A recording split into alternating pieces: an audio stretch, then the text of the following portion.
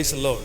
ஆண்டவராகிய இயேசு கிறிஸ்துவின் நாமத்தினாலே இந்த நாளிலே உங்கள் எல்லாரையும் சந்திப்பதிலே நான் மிகவும் மகிழ்ச்சி அடைகிறேன். இந்த நாள் உங்களுக்கு மிகவும் ஒரு ஆசீர்வாதமான நாளாய் ஆண்டவரே உங்களுக்கு மாற்றி தருவாராக.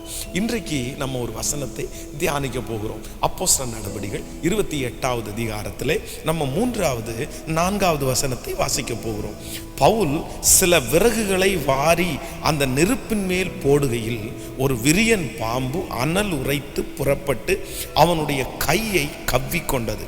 விஷப்பூச்சி அவன் கையிலே தொங்குகிறதை அந்நியராகிய அந்த தீவார் கண்டபோது, இந்த மனுஷன் கொலைபாதகன், இதற்கு சந்தேகமே இல்லை, இவன் சமுத்திரத்திற்கு தப்பி வந்தும் பழியானது இவனை பிழைக்க விடவில்லை என்று தங்களுக்குள்ளே சொல்லி கொண்டார்கள். அன்பின் ஆண்டவருடைய பிள்ளைகளே, இந்த இடத்திலே அப்போஸ்தலனாகிய பவுலுக்கு நடந்த ஒரு சம்பவம் விவரிக்கப்பட்டிருக்கிறது.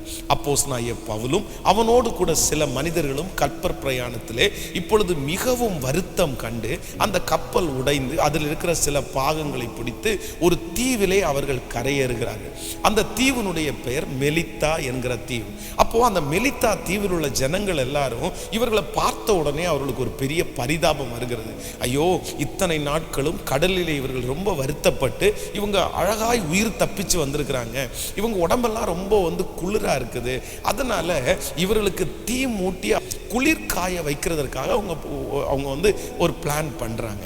அப்போ நிறைய விறகுகள் அங்கே போடப்பட்டிருக்கிறது. அங்கே இருக்கிற ஒவ்வொருத்தரும் ஒவ்வொரு விறகு துண்டுகளை எடுத்து போட்டிருக்காங்க. அப்போ அப்போஸ்தலனாகிய பவுல் ஒரு விறகை எடுக்கும்போது அவனுடைய கையிலே ஒரு விஷம் நிறைந்த ஒரு விரியன் பாம்பு அப்படியே கவ்வி கொண்டது என்று பைபிள் சொல்லுது. அந்த பாம்பு ரொம்ப மோசமானது.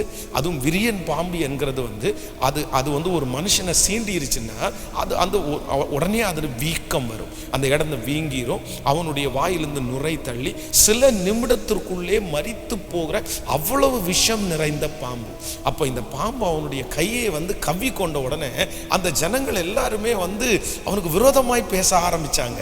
பாருங்க, விஷப்பூச்சி அவன் கையிலே தொங்குகிறதை பார்த்த உடனே இவன் கொலைபாதகன், அவ்வளவுதான், இவன் கொலைபாதகன், இவனுக்கு அந்த கடல்ல அவன் சாக வேண்டியது, ஆனா இங்க சாகணும்னு தலையில எழுதி இருக்கு அப்படின்னு எல்லாரும் பேசி கொள்ளுகிறார்கள்.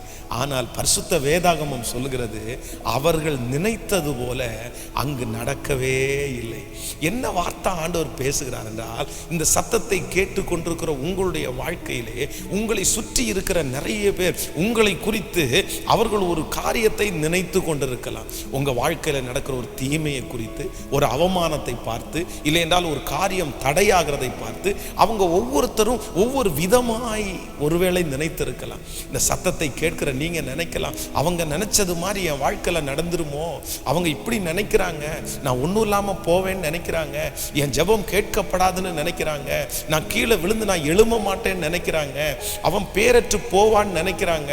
அப்படி என்று பலவிதமான குழப்பத்தோடு இந்த சத்தத்தை கேட்கிற அன்பு ஆண்டவருடைய பிள்ளையே, ஆண்டவர் வாக்கு கொடுக்கிறார், அவர்கள் நினைத்தது உன் வாழ்க்கையிலே நடக்க போவதே இல்லை.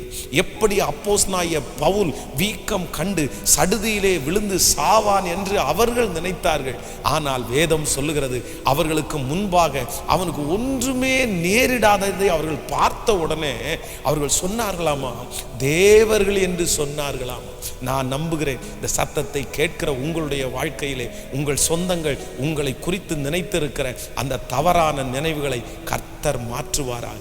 உங்களை சுற்றி இருக்கிறவர்கள் என்ன வேண்டும் என்றாலும் நினைக்கட்டும், உங்களோடு வேலை செய்கிறவர்கள் என்ன வேண்டும் என்றாலும் நினைக்கட்டும், நான் நம்புகிறேன், ஆண்டவர் வாக்கு கொடுக்கிறார், அவர்கள் உன்னை குறித்து நினைத்து வைத்திருக்கிற அந்த தீமையான நினைவுகளை நானே மாற்றி உன் வாழ்க்கையிலே ஒரு அற்புதம் நடப்பதை உங்கள் கண்கள் காணும் என்று கர்த்தர் வாக்கு கொடுக்கிறார். எத்தனை பேர் விசுவாசிக்கிறீர்கள்? இந்த நாள் இந்த வார்த்தை உங்களுக்கு மிகவும் பிரயோஜனம் என்று நான் நம்புகிறேன்.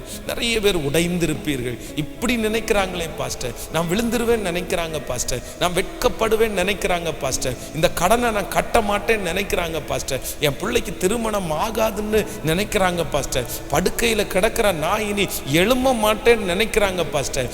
ஆனால் கர்த்தராகிய ஆண்டவர் வாக்கு கொடுக்கிறார், இல்லை, அவர்களுடைய நினைவுகளை கர்த்தர் கர்த்தர் மாற்றுவார்.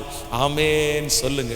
எங்கள் அன்பின் பரலோக பிதாவே, இன்றைக்கு கொடுத்த வார்த்தையை உம்முடைய பிள்ளைகளுக்கு ஆசீர்வாதமாக்கி கொடுப்பீராக. இந்த நாள் முழுவதும் உம்முடைய பிள்ளைகளுக்கு மிகவும் ஒரு ஆசீர்வாதமான நாளாய் அமைகிறதற்காக உமக்கு ஸ்தோத்திரம். இந்த நாளிலே பிறந்த நாளை காண்கிறவர்கள், திருமண நாளை காண்கிறவர்கள் ஒவ்வொருவரும் ஆசீர்வதிக்கப்படட்டும். மனதார ஆசீர்வதிக்கிறேன். இந்த செய்தி இன்னும் அநேகருக்கு போய் சேரட்டும் என்று சொல்லி ஜெபிக்கிறேன். இயேசுவின் மூலம் ஜெபம் ஏறெடுக்கிறோம் நல்ல பிதாவே. ஆமென், ஆமென். Praise the Lord. ஆண்டவர் உங்களை ஆசீர்வதிப்பாராக.